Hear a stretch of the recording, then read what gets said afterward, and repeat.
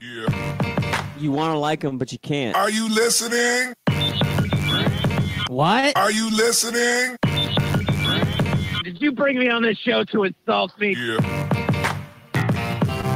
That's what I'm saying. That's what I'm trying to say. Yeah. Hey, y'all don't want it with us, man. You straight gangsters over here, Straight man. gangsters.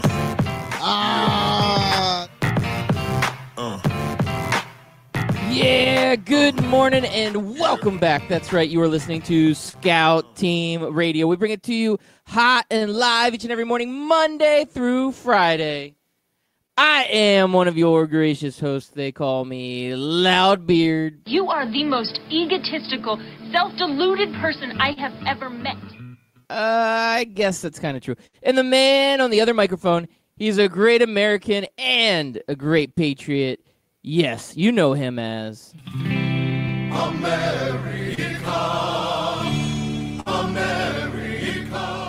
Yes, ladies and gentlemen, boys and girls, children of all ages. It is your boy, Chris America, coming to you live this Friday, June the 28th, 2019. Nailed it 2 days in a row, Loudbeard.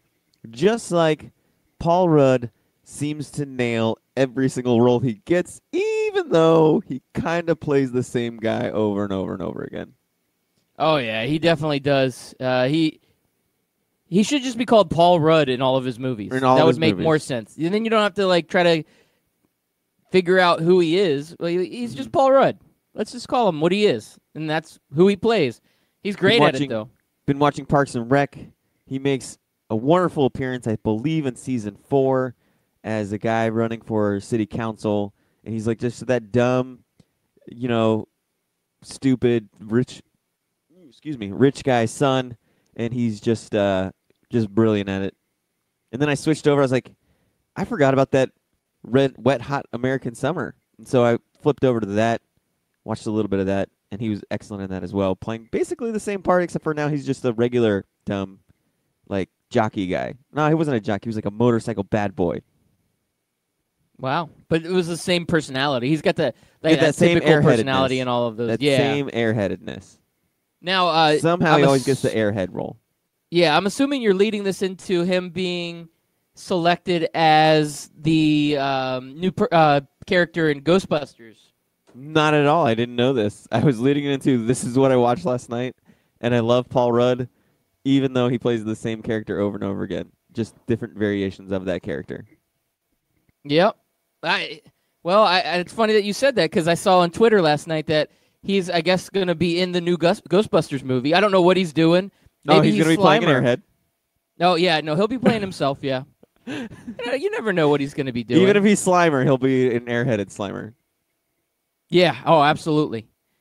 Who knows? He could be anything. He's a big Kansas guy. Him and I did not know that. Stone Street. There's a few guys from Kansas that are celebrities. They're usually funny. They're usually comedians. And they just love their Kansas sports, man. They're on the Rich Eisen show all the time, pumping up the Kansas City Royals, the Kansas City Chiefs, all that good stuff. I mean, there's nothing exciting about the Chiefs this year. I mean, it's kind of a boring team, right? But I do like it when people from, celebrities are from other parts of the country and they still support the team that they're from. And they don't be like, oh, yeah, I mean, I'm from Kansas, but I'm a huge Laker fan now. Or I'm from Minnesota, but I'm a big-time Yankees fan. What? No, don't. You got to stick with your roots, man, just like you did with your Redskins. That's right. I'm sticking with my roots. And I'm going to be a Redskins fan for life, even if somehow I got drafted to be on the Dallas Cowboys. It could have happened, and I could be their new defensive end. And if that happened, I'd still be a Redskins fan at heart. You would be. You'd be rooting against your team as you rode the bench. Hey. You'd be the guy at the interviews that'd be like, oh, no, we lost. I'm so hurt. Darn those guys. Okay. You think I'd be that guy? Fine. Thanks a lot. You didn't even give me crap for being drafted by the Cowboys. I'm agreeing with you. Mm-hmm. You're going to debate me for You're on agreeing my crap list this morning, Chris America. Is this You're done. You know what you're doing right now? You're being oversensitive. Am I? And that might come up later in the show. I think you're oversensitive.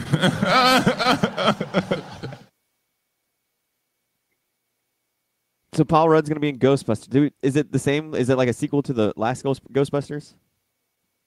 I think the new one's going to have the original characters in it. They're going back to that format with the Ghostbusters, which I know a lot of people gave crap to the women cast of Ghostbusters, but that was a fun movie. It was very enjoyable. I don't know why that ended up getting under so much heat. I guess because because that original movie is just so good, right? It's such a classic.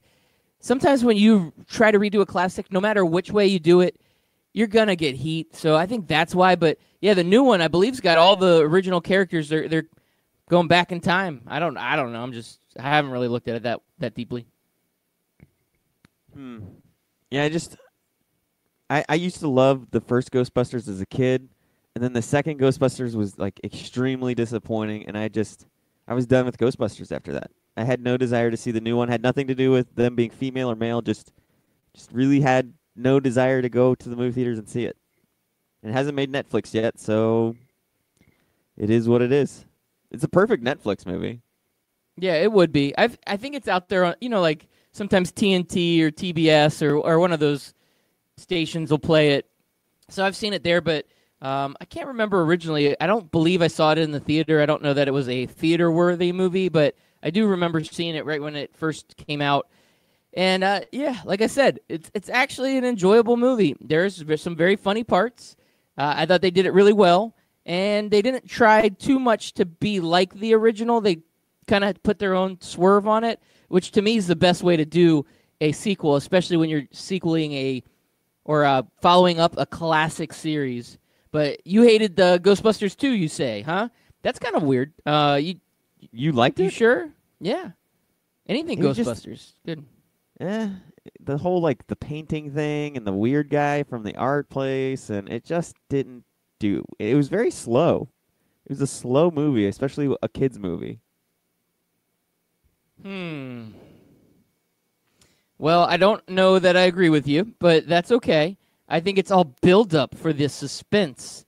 And when the Statue of Liberty comes walking through the city, I'm telling you right there, I got goosebumps. I've never felt so patriotic at that moment. I was like, oh, we're doing this again? Didn't we do this last movie with the Stay Puft Marshmallow Man?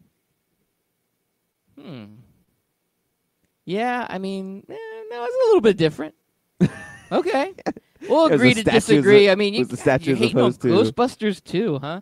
Yeah. I mean, I get that it wasn't as good as the original, but is any movie not typically, right? Sequels are typically much worse. So I thought this one was close to being as good as the original. Not as good, Yeah. but close. Can you give me Especially at in least comedies. that? Yeah, in comedies, it's usually not, the second one's usually not as good. I'm trying to think. Ace Ventura, When Nature Calls, I felt like was better, but most people disagree with me on that. I thought Ace Ventura 2 was fantastic. Yeah, I did too. I actually like 2 better than the first. Yeah. I'm I on love board the with first that one. take. I'm on the first one, but the second one was just, I don't know what it was. It was just better. The whole rhino scene, oh my God. Even right now, I'm dying laughing inside thinking about the rhino scene. It is absolutely one of the best comedic scenes Yes. ever. It's getting hot I in these remember rhinos. I remember laughing out loud. I think I watched it in my room back home Yes. when I lived with my parents when it first came out. Hysterically. Just couldn't stop, like uncontrollably laughed. And God, when it's coming I think out, my it's mom just came like- in and was like, "Are you okay? Are Like, you okay? Do I need to call the ambulance for you?" And I'm like, "No, I'm gonna be okay. Just let me laugh it out. Give me another 25 minutes, and I'll get this thing laughed out. I promise." This might be a But- hard subject to do. Okay, sorry. Go ahead. I was just gonna say, just doing some a little research here. So Paul Rudd's been tapped to play a teacher in the upcoming movie. A lot of details of this film have not been fully released, but it is So he's gonna be an considered airhead teacher. Ghostbusters. What now? He'll be an airhead, a teacher. Yeah, oh yeah, definitely. And it is considered Ghostbusters 3, so it's a continuation of the original 3, or the original 2 that came out in the 80s, and then now this will be the third part of that series. So I was gonna say, going back to the funny scene, it'd be one that would have to really, I don't know if we should rely on internet Google searches like we do for most of our lists, or if we should just go by ones that we love, but like to do a draft of the most hilarious scenes in movie history. I think that I'd would be be all the for number one that. pick. But it would just be that'd be so a hard for me to quality sit there number and one. like go through my brain and think about all of them because there's so many that my brain would forget until it's like reminded of it. Well, that's where you do the Google search, and then Yeah. you try to pick some of your own, and you look at a couple different lists, and you pull it together and Yeah. make it your own. There you And go. that's how your list would be perfect right there. Yeah, and if you're on the Twitter line at Scout Team Radio, let us know what you would draft in your most hilarious movie scenes of all time draft. Give us some ideas. I would say also in Ace Ventura: When Nature Calls, when the spears go into his thighs, that scene right there makes me laugh every time, without a doubt. He's like, throw me a weapon. Spear right there in his thigh, and his reaction. Second he's best not- scene in that movie. Yeah. So I'm on Twitter now, and he didn't tweet this at us, but Memphis Spence is up early. He's tweeting, and he quoted a tweet from SF Gate that says Kevin Durant is the second most hated player in the NBA according to fan tweets. And then there's a map showing like which state hates which player. So there's 5 players on this list, I believe. 1, 2, 3, 4, 5. Yeah, there's 5 players. No, 6 players, I think. No, yeah, 5. There's 5 players on this list. Who do you think are the 5 most Fucking hated math, players? man. It's the Huh? worst. As a math, it's the worst. Well, I thought Getting you this one morning. of them. I thought one of them because his head was cut in half. I thought one of them was Draymond Green, but it was still just another picture of Kevin Durant. So who are the other 4 guys you think? All right, so, well, did you just say Draymond? So is he on No, there? no. I thought it was Draymond, but it was Oh. still Kevin Durant. All right, so we've got Kevin Durant. So I'm going 5 hated. I'm going to have to say LeBron's on that list. Yep, LeBron's definitely on that list. Russell Westbrook. Is he on that list? No. Okay. So I don't Okay. even know if this is like the top 5 most hated players in the country, but it's just a map and it shows like which state hates which player. And so there's only 5 players that have made at least number 1 in one of the 50 states. All right. You got well, LeBron, that makes you got sense. Durant. Okay. I'm trying to think of other hated players. I mean, I feel like Carmelo Anthony's hated, but I don't even know if you consider him a player anymore. No, he's not active. All these players Yeah. are active. They played this past season. All of them except for one was in the playoffs this year. All of them except for one was in the playoffs. Is Anthony Yeah. Davis on there because he's Anthony hated Davis. by New Orleans now? Yes, that's exactly where he is. The state of Louisiana and Arkansas hate Anthony Davis. Oh, well, good. Good for Arkansas, man. Stepping up for their New Orleans brethren. Exactly. I definitely appreciate that. Yeah, I'm just trying to think of players that have maybe spurned other teams recently that Well, may not be liked, and I'm who's just a guy having trouble. who's a guy that's probably going to spurn his team and you hate him as well? Let's see. Kevin Durant. We No, already no. mentioned him. We already mentioned him. Jimmy Butler. No. You I'm hate trying him. to think of all the guys. A guy that you Chris- hate and he's Mhm. about to spurn his team. Yep. Nope. Drawing a blank. I don't know who you're talking about. Your boy Kyrie Irving. Oh yeah. That one's pretty good. He's I hated should by have all thought of about that. New That was England. too obvious. It I was just- too obvious. I was like, what do you mean you don't got nothing? He's the guy you hate more than anybody. Well, it's kind of to troll you a little bit in basketball. Too, Yeah. but I think he's overrated. Yes, and And he there's- is a team jumper, and he's a chemistry killer, and he's got lacks leadership skills. Yeah, I agree with all of that. Yes. All right, and then there's one other man that's hated, and he's only hated by the state of Utah. I believe that's Utah. Yes, that's Utah. If Can I it's get those- Utah, would it be Gordon Hayward? No. Oh, Utah hates Ben Simmons. Mm-mm. Why No, would Utah hate Ben Simmons? That whole Donovan Mitchell rookie thing. Ben Simmons Oh, was okay. trolling him for a while. No, I thought that was guess a deal. I guess it's not as obvious as I think it is. They hate James Harden. Utah hates James Harden because he's got a beard Maybe and he because doesn't like he's Mormons. maybe because he's plays for the Rockets, and didn't they beat the Rockets? Did the Rockets beat Utah, or who beat Utah? Utah didn't even make the playoffs, did they?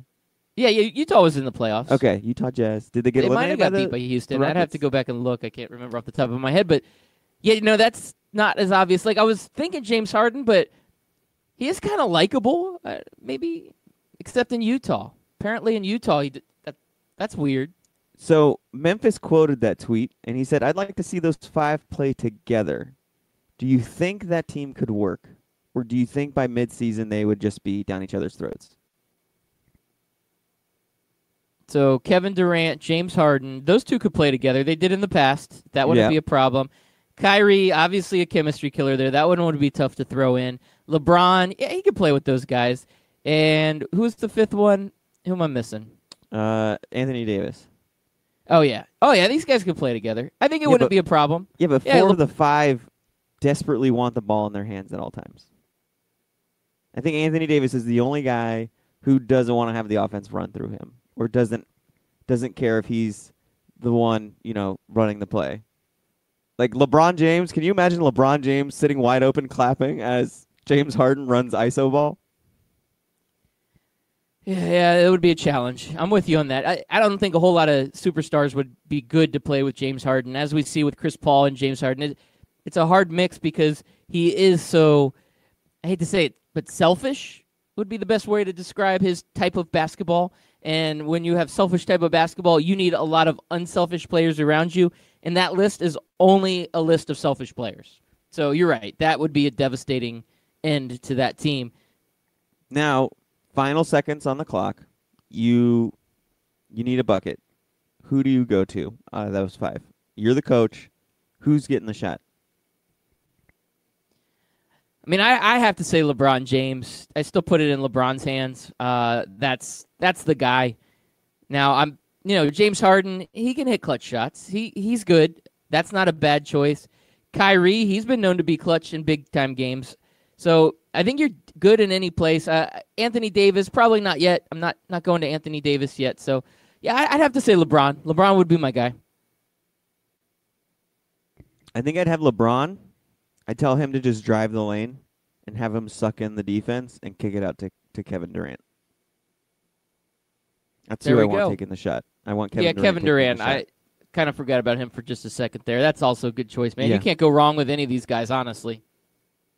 No, you can't, but there is one that is, I feel like there has to be one that's more clutch and more, like you want that to happen than the rest. And that would be Kevin Durant for you, huh? Mm-hmm. Yeah, I could be swayed. I could go. LeBron is just too inconsistent of a shooter. He's hit some really big ones. One, most memorably for me, is the ridiculous one he hit over the Orlando Magic, but we still beat them to go to the finals. But that was, I don't know if you remember, I think it was like game 1 or game 2, where he just grabbed this inbound pass and did a fadeaway from 3, and he ended up out of bounds after he released the shot. It was ridiculous. Memphis Spence throwing shade this morning. He said, "How did you forget about KD?" I don't know, man. You know what? This is a list of superstars. You can't go wrong. Yeah. LeBron, he casts a bigger shadow than KD, but KD's becoming the most hated quickly. He is quickly becoming the villain of the league. And Chris America, we've got an interesting weekend ahead of us because Sunday at 6 p.m. free agency starts. So when we have our show Monday morning, and I encourage all of our listeners out there to listen in Monday morning because we're going to have a fun show because we are going to have plenty to talk about because I think free agency is going to kick off with a bang Sunday night, and we are going to be ready here talking about all the craziness going on in this action-packed weekend that we had to have ahead of us. Yeah, I'm ready for it. I'm ready for all the drama. Do you think there's going to be drama? Do you think there's going to be any surprises? There's got to be some surprises. There just has to be. There's too many free agents on the board right now. I was looking at the list of free agents, and, I mean, there's really 10 bona fide all-stars, at least, that are free agents that could be moving teams. Now, several of them will stay pat, and that's fine. We're going to expect that. But if half of them stay where they're at and the other half move, we're still talking about 5 or 6 superstars, all-stars in the NBA moving teams. And if we have that happen, that is going to be crazy. And we think we know where these teams are, but I've been playing this game for several years now, and everybody tells me that the Knicks are going to get every top superstar every year, and it never happens. So, despite of what all the rumors and reports and everything says, there is always going to be that chance of a surprise team coming in, swooping in, and picking up one of these star players. And that's, to me, what makes it exciting. So let's go a little rapid fire prediction time. So we're just stay or go. Kawhi Leonard, Stay. Jimmy Butler, Go. Kyrie Irving, Go. Kevin Durant. Go. Who else am I missing? Of the big names, is that it? Well, you got Vucevic, you've got Tobias Harris. I said big names. Nobody cares about. Well, them. these are all-stars. I mean, said they're all stars, but nobody really cares about Nick Vucevic, Chris Middleton. except for Magic fans. I mean, there's a lot of names out there. I I'm guess just the only saying, other Chris big name would America. be Klay Thompson, but I think most people believe he's staying. Yeah, that would put a Although stay on I Klay think I Thompson. did hear a report yesterday that says that he wants the max deal, so if the Warriors give it to him, he'll stay. I just don't know if Yes. the Warriors will give it to him.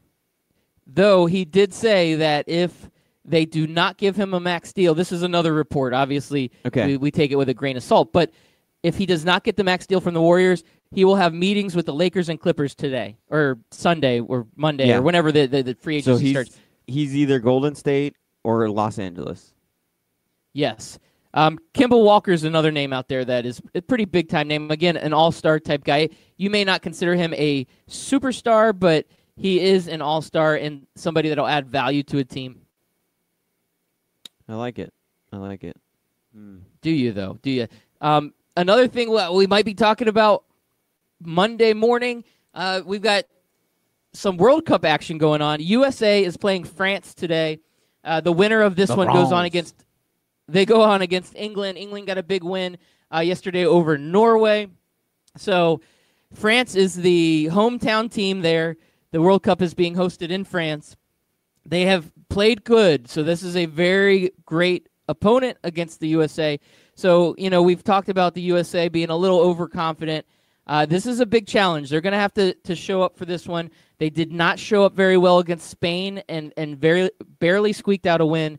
So we could be talking about an upset come Monday morning, or we could be talking about our patriotism, and we could be talking about how great the American women's national team is come Monday. So today at 3 p.m., we have this big match, and the results could skew how our show goes on Monday. So big things are coming. Big things this weekend.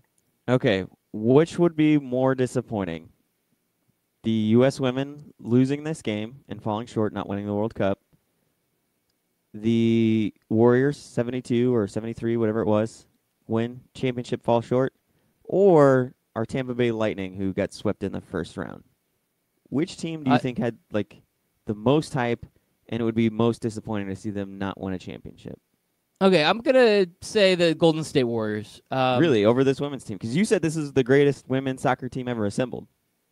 Yeah, I said they were the Avengers of women's soccer. Now, they're coming off a World Cup win 4 years ago, and I believe them to be the best team in soccer. And to me, the crazy part about soccer is it's a one-game, you're in or you're out, right? So if you have one bad game, you lose 2-1 or 1-0. You just can't get a goal in the net. You can't get the ball there. You're out. There's no chance. Where the Golden State Warriors set the record for the best regular season, breezed through the playoffs, went up 3-1 against the Cavaliers, and basically fell apart. And because of that, I think that's the most devastating upset in sports, in this scenario, in almost in sports history, where the team that should have won did not win in that series. And I think that this women's national team would be up there in that ranks, but I don't think it holds a candle to that Golden State Warriors team. Which team because I don't know anything about this women's team. I know nothing about soccer or what to compare it to, but I'm just trying to compare it to other sports that you know about. The 92 Dream Team or this women's soccer team in their respective sports, who is better? The 92 Dream Team. Yeah. Is that the best team of all time? Yes, greatest team ever assembled. I don't know that I could ever think of another team coming together, and some of it's circumstance, right? Like before that, it was all amateurism in the Olympics. So it was the first time that a super team came together for the NBA. And it happened to be the same time of the world when you have Michael Jordan, you have Larry Bird, you have Magic Johnson. You kind of have this blend of eras that bring together some of the biggest, greatest athletes in NBA history, and it'll never be replicated. It won't be. And 4 years later they do Dream Team 2, and the teams are always good, but international play has gotten better. That Dream Team, that was one of the best teams I have ever seen. Oh, I still think that Dream Team would roll through any of the Olympics since then. If you went back in time and captured that roster and brought them to the 96, the 90, or 2000, 2004, 2008, 2012, and then 2016, they would roll through all of them. There's only one thing that I would say that would have, well, I guess I'm going to say two things that would have made that Dream Team even better. What's that? One, they put Christian Laettner on it because he was the best college player at the time. Yeah. Mm-hmm. But Shaq was the #1 draft pick overall that season. If they would have somehow put Shaq on that Dream Team also, that would have been it. And the one other guy that got left out, and part of it was because of Michael Jordan and his hatred towards this guy, but Isaiah Thomas was a very good point guard at that time. He should have been included in that Dream Team. Those two guys, if they would have been on that team, they're hands down, there would have never, ever been a team better ever assembled. Even now, with those two omissions, I still think greatest team of all time. So isn't it crazy that we mentioned that other five, the Kevin Durant, LeBron James, AD, Harden, and Kyrie, how we all agreed that 4 out of the 5 guys are very selfish. They want the ball. They're very ball hog type guys. Like, there's going to be a lot of infighting as to who should get the ball, especially during crunch time. But when I think about that Dream Team, like everybody kind of just respected and knew that the offense went through Jordan, and Jordan just respected and knew when to give it up to the other stars around him and stuff. Now, LeBron is kind of like that from time to time, but I think Michael Jordan was just, for me, one of the reasons why I think Jordan separates himself from LeBron is he always knew exactly when to pass and when to take over the game. And he just did it flawlessly. Yeah. So it's just interesting, just the different eras and different mindsets. I don't want to, be that guy that bashes millennials, but it's just funny to see that, that today's generation of basketball players are a me guys. And it's not like the Dream Team didn't have prideful, I'm the best at what I do type guys, but they just also understood their role on a team, and they did their role well. That's so true. And I do have to segue from that real quick because you're talking about the GOAT, Michael Jordan, and he is the greatest of all time, and LeBron James doesn't compare. Right. But there is another GOAT. Compares. There you go. Compares I love a beautiful love ballad on a Friday morning. It really gets me going, Chris America. Thank you for that. And I do want to say that there's another GOAT out there getting some headlines, and that would be the other GOAT would be Tom Brady. So Yes. Tom Brady, he's been getting social lately. So there was a picture floating around with him and Peyton Manning, and he said something about, like, surprise, we're actually friends. And, the internet kind of blew up about that.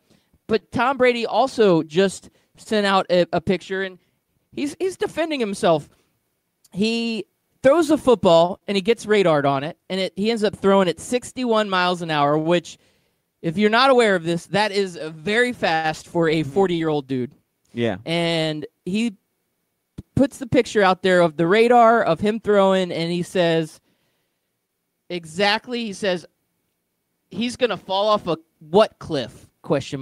So Tom Brady is telling all of the haters out there that his cliff is not coming. He can still throw the ball. And just to put it in reference, Patrick Mahomes coming out of college in 2017 was clocked, and his fastest ball that he could throw was 62 miles an hour, only 1 mile an hour slower than what Tom Brady can throw at 40 years of age, Chris America. This man is unreal.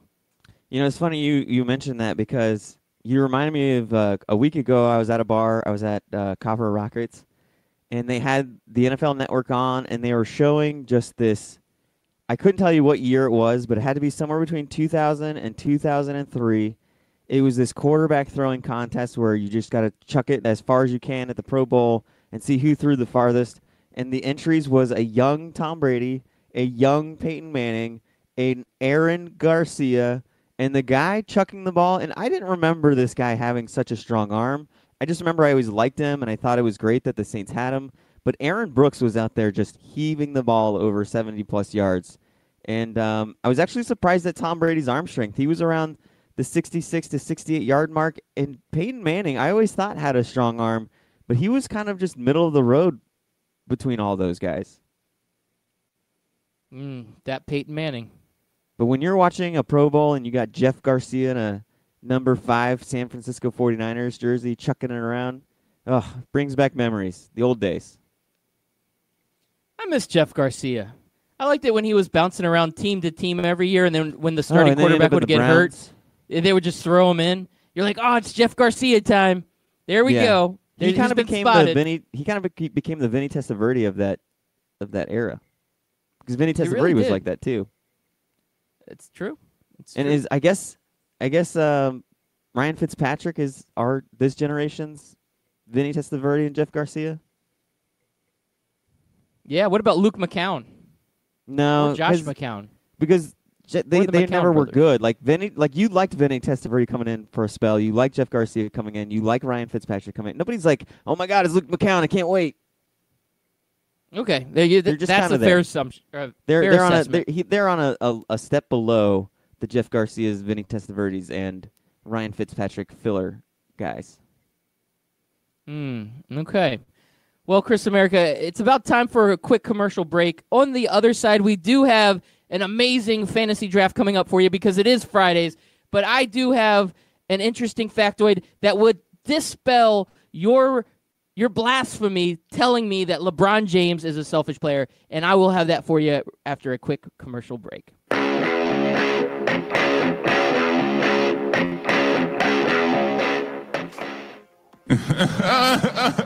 Hey, Kawhi, what are you laughing at, man? This isn't funny. Fantasy sports reimagined. FanDuel, that's what I'm talking about. It is more than just fantasy sports. It's the best way to watch the games, win real cash, and bring the action right to your living room. Just choose a contest, make your picks, watch, and win. And if you go to FanDuel.com/STR today, you can get a $5 deposit bonus. Once again, that's FanDuel.com/STR. Come on, man. This is not a laughing matter. If you've been listening to Scout Team Radio for a long time, you know that myself, Loudbeard, has placed a bet or two in his day. That's right, I've lost the beard bet, I lost the romper bet, but one place I don't like losing is when I bet money, and I can easily do that at MyBookie. That's right, you can go to mybookie.ag, use promo code 12OZSports, and get a 100% deposit bonus up to $1,000. Hey, guess what? That is a lot of money. Do it.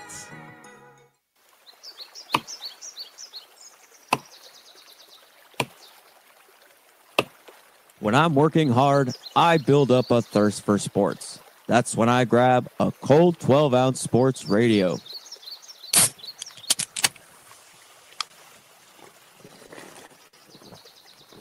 Ah, 12-ounce sports radio. Quench your sports thirst.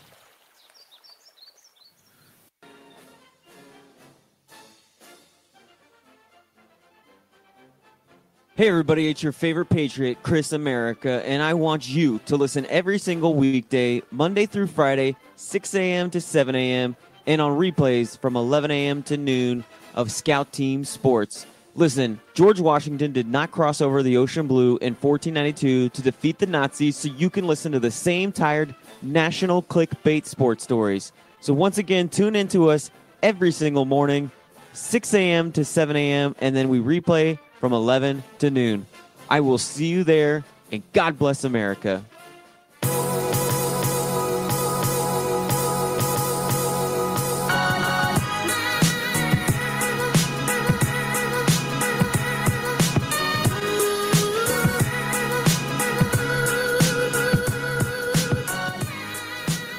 Thank you all for listening. We appreciate it. Once again, you are listening to Scout Team Radio. We bring it to you hot and live each and every morning, Monday through Friday, right here on 12-Ounce Sports Radio.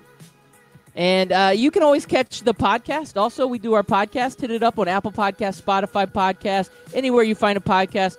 And we also want to mention that we are simulcasted on the Full Press Radio Network and that whole Barn Burner podcast network. We're on those guys too. We're all over the place. Can catch us anywhere and everywhere. And, if you want to get interactive with us, hit us up on Twitter. We will read your tweets live on the air. We will read them right now. If you tweet us at us right now, unless it's inappropriate, like agreeing with anything that Chris America says, then I'll read it on the air. And if you do agree with him, he'll try to read it on the air, and then I'll block him. I'll dump him. I don't mind doing that. That's perfect. That's actually how I like to roll. So, that is about that. So, Chris America, I don't know if you are back from your number 2 break that you like to take in the middle of our commercial each and every morning. But, yeah, I have some proof for you of why LeBron James is not selfish. But I'm going to do that in a quick second. Why don't you explain to our listeners what our fantasy draft is all about today? No, I kind of want you to do it now, just because it kind of rolls with our topic. In a way.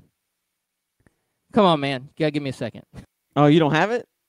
Okay, so our draft, I explained it to you as the most oversensitive fans, but that's not the word to use. The words that kids use these days is triggered. So we'll go the most easily triggered fan bases in all of sports. And I believe I have the number 1 pick. And do you have your story ready? Yeah, I have my story ready. My wife was coming out to say something to me real quick, and I was trying to let you pause and give me like a couple seconds. But yeah. You're like, no, you can say it. Like, you need one of those lights that says me. You need one of those lights that says on air, so that way people know not to bother you. Yeah, but they probably would still anyways, right? Right. You know how that goes. Yeah. There's no getting around it. So, all right. No, the story is that LeBron James, he's a very giving and loving person, and he's really misunderstood. So when a new superstar comes into town, Anthony Davis, he wants to give him the love and the support and nurture him the way he deserves. And LeBron James is giving up his number 23 jersey for the LA Lakers and letting Anthony Davis have it. To me, this is an unselfish player. He's one of the most unselfish players ever to play in the NBA. Kyrie Irving, take notes. So is he going back to number 6? Yeah. Okay. All right, is that it? That was your big to do? Yeah, suck it. Okay. You showed me. You're done. All right, Loudbeard. I do believe I have the number 1 pick, as you had the number 1 pick last week. We're going with most triggered fan bases. And I'm just going to go by personal experience, and I also think that this fan base is above and beyond any other fan base as the most easily triggered fan base because they're so good, but they're also so insecure. There's some other fan bases that I think are close seconds, and it's going to hurt me to leave them over to you. And I also think that if I don't take this fan base, you'd still take it. No, I'm going to roll the dice. I'm going to roll the dice and think that you don't have the fan base that I have in mind for my number 1 pick. So I'm going to take LeBron James stands as my number 1 overall pick because I want that pick. And I'm going to roll the dice and think that you don't know what my number 1 overall pick is. Okay. Okay, but we're LeBron going James stands. They are so easily triggered. You just even mentioned the word MJ. You could be talking about Spider-Man and how great MJ is, and they'll be like, MJ's not that good. LeBron James has this many points. I'm like, dude, chill out. Talk about Mary Jane. Okay, I see where you're going with this. Now, my next selection, to me, college football fans are the most sensitive. No. They're the ones that are most easily triggered. You're going to do it.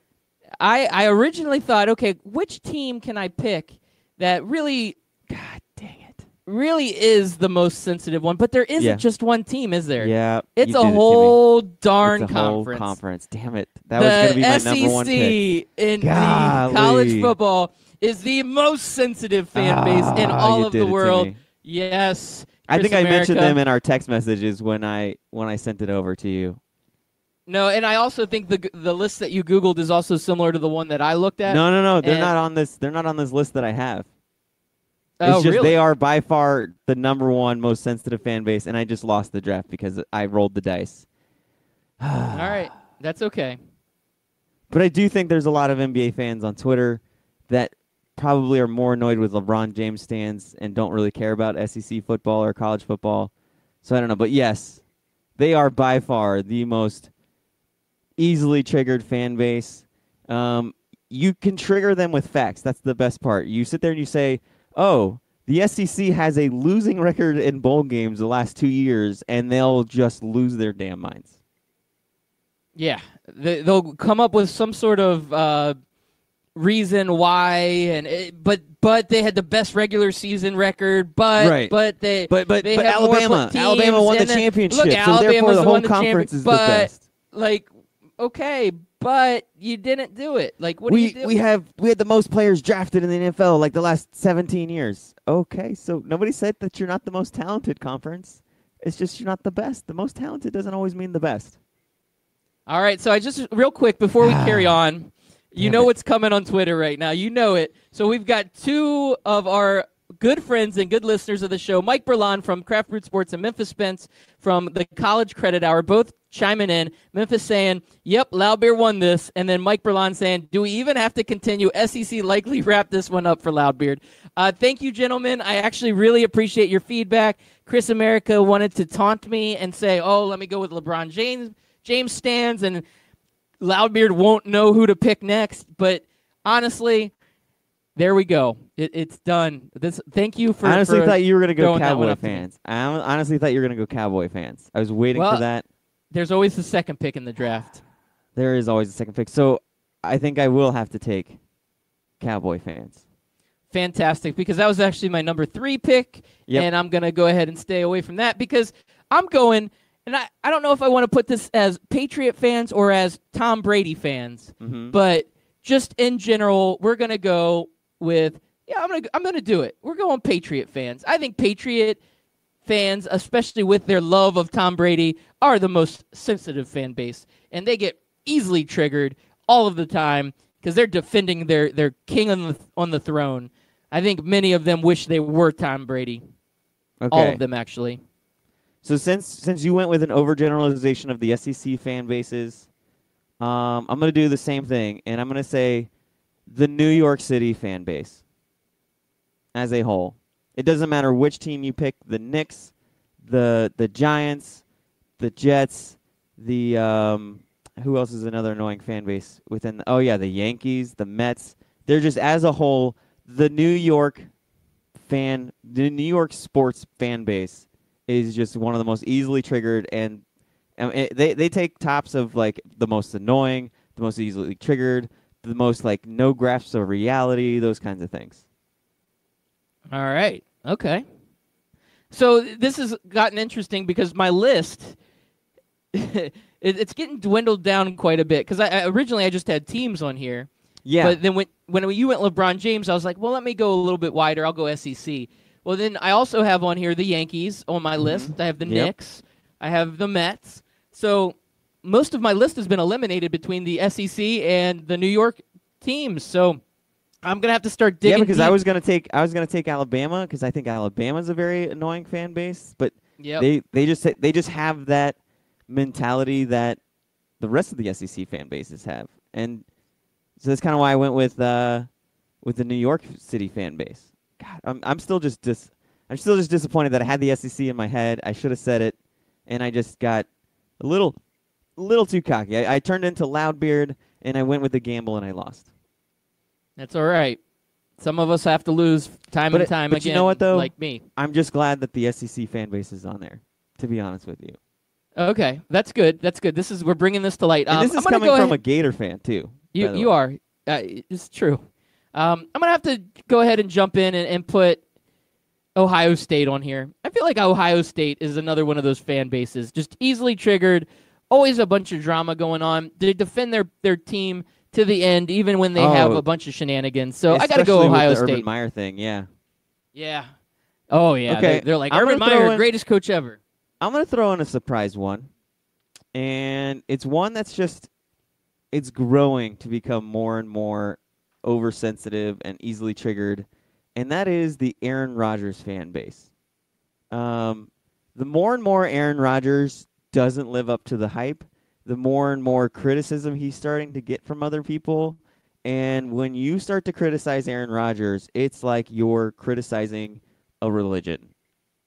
It's getting bad there, Loudbeard. And I don't know if you remember, but it kind of goes in with Packer fans too. When we made that joke that Aaron Rodgers was going to go to the New England Patriots to prove that he's the best, they easily get triggered. And if you start talking about Tom Brady versus Aaron Rodgers, oh, dude, they get upset. Those Aaron Rodgers fans. They do. So I have It's one more starting to team turn that I into want to like mention. a Michael Jordan, LeBron James type triggered. It really is. Oh, look at this. Look at this. We got a tweet coming in. Mike Berlon, live look at Loudbeard popping up with the OSU pick. Yeah, and he throws out a GIF that is extremely funny. Make sure you check it out. We're retweeting it right now on our Scout Team Radio page. You guys got to check it out. And, yes, I'm going to agree with that. So I'm kind of torn with my next pick, Chris America. I've already picked enough college football. I went SEC. I went Ohio State. But I really have a fan base that I probably need to put on here, even though I'm talking about. I don't know. I don't know if I can do it, Chris. I don't know if I can pull the trigger. It's really hard, but I'm a huge UCF fan, and with all of the national championship stuff going on, there's been a lot of arguments between UCF fans and the rest of the world, time and time again. And it just continues on, and the old you don't play anybody, and then it's always an argument back. Like, I agree with UCF. I am a UCF alumni. I believe that they are valid in being triggered, but I have to agree that UCF is a fan base that is easily triggered. Maybe it's because of all the disrespect that UCF has received over the years. So I'm going to say UCF disrespect is my next pick. All right. Just how about the UCF fan base is easily triggered? Yes, it is. The UCF mafia. fan base. The UCF That's Twitter what I'm mafia. Oh, yeah, I'm gonna go a little bit. UCF Twitter mafia. I'm gonna go a little bit out on outside the box. Thinking outside the box here, Loudbeard. I'm gonna go with wrestling fans as a whole. They trigger each other. They get triggered by people saying that wrestling isn't real or fake. They get triggered by which era is the best. They get triggered by what's going on with Brock Lesnar and how often, how they're using him too much. Just if you've ever seen wrestling fans interact on Twitter, it is just a constant trigger fest, just arguing with each other about something. Yeah. Well, Chris America, I agree with that because you're right. That's a solid pick there. And for your last pick, you're coming in off the top rope with that one. Yeah, I am coming off the top. I'm coming off the top of the cage. You are. It's still not going to beat the SEC, but whatever. God, yeah. I'm so mad at myself. It's true. It's not going to beat the SEC, but I will have to say, with this last pick, I've got a couple ways I can go. And, I was originally thinking to put Boston Red Sox fans because, with the Boston Red Sox fans, I think they're easily triggered, very sensitive fan base. But with, I think, already having this whole thing wrapped up and maybe bringing in a little bit of the MMA fan into this and also trolling you just on a little side note. I always enjoy a little good Chris America troll. I'm going to go with John Jones fans. All those fans that think he's the best ever, but everybody else knows he's a cheater. Those are the fans that really get triggered every time the John Bones Jones discussion comes up. So I'm gonna have to put John Bones Jones fans. I have another regret with this draft. I kind of want another pick so I can pick it, or I wish I could switch out a pick. It's too late. It's already you want to hear blood. what it is? You want to? Yeah, let's hear it. It would have It's probably good, counteracted too. your SEC fan base. It would have been the SEC hater. Okay. Because they're just as easily triggered as the SEC fan base. It's true.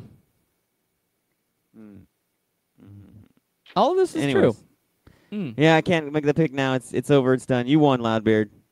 God, as soon as you picked the SEC, I was just kind of deflated.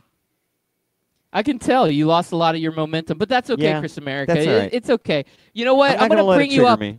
I'm going to bring you up. I got a Florida woman story, and I think a Florida woman story will bring you up. Always brings me up with a Florida woman story. Yep. Yeah, never mind. This one's disappointing. It's not as cool as you thought it would be. Sorry. Okay, I I'm don't gonna even do know it if I wanna hear anyway. it.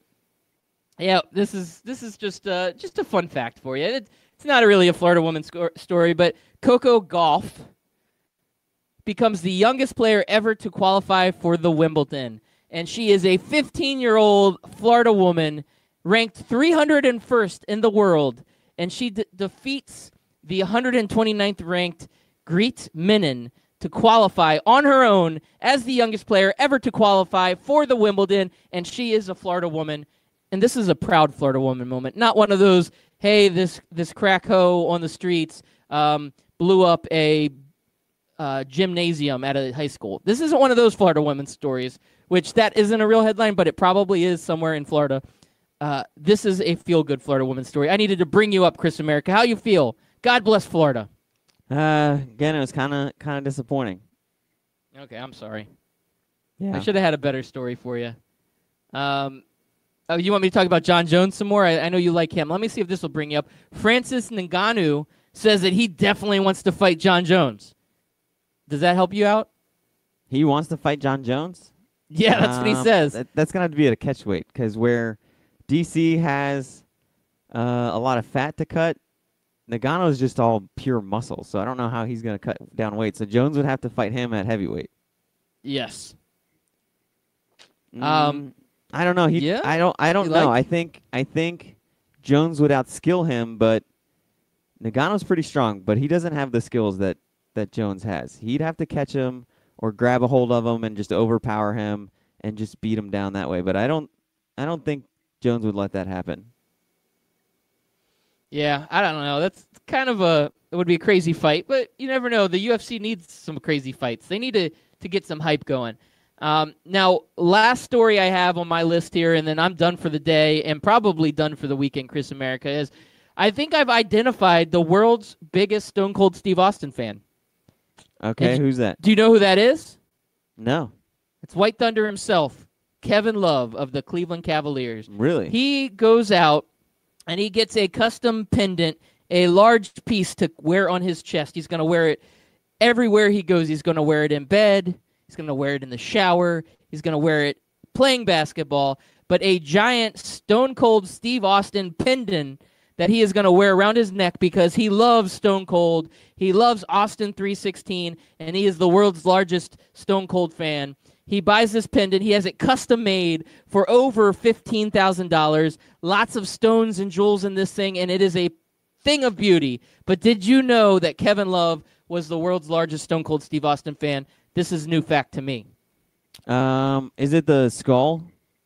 It is the skull. Yeah, hold on. I'm trying to Google it now. Kevin Love, Stone Cold. Let's see this thing. God, $15,000. I just will never understand that.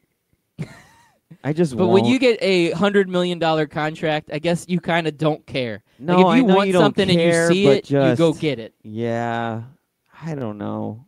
I don't know if I'll ever be that rich. I just don't know if I'd ever adopt that. I guess I don't know what I don't know. I've never been filthy rich before to where $15,000 doesn't seem like much. But I always feel like I'd have that mentality of, yeah, it's only $15,000 and $15,000 isn't that much to me, but I could spend that $15,000 on something so much more useful to life. Maybe just because I'm not a jewelry guy either. Yeah, see I'm people with you that- on that. I see people that spend all kinds of money on jewelry, watches, and I'm just, it's just not my thing. I just don't care. If it doesn't have a function, I don't really want to spend money on it. Yeah, it also sets you up for failure. Like if you're a millionaire and you buy all this jewelry and then you have naked women that you leave in your bed while you go to the gym and then they steal $500,000 worth of jewelry, now you're really screwed. You're just setting yourself up. Seriously. Bad- it's a PlayStation bad 4 is a situation lot all harder to around. steal. I mean, I guess it's not a lot harder to steal than that, but at least it's a lot more traceable. And I don't the know. used PlayStation 4 is not $500,000 worth of No, jewelry. it's not. So maybe I you don't- could have $500,000 worth of games. You could have a whole room of PlayStation 4 games. Yeah. Every one they ever made. I still wouldn't even come close. No. Would it? That No. math doesn't work out. No. And I would never own that many games. Yeah, Like I said, there's I'm not enough rich, time in so the I day to don't- play. I'm not rich, so I don't know what I would spend my money on, but I just know it wouldn't be on jewelry. That's for sure.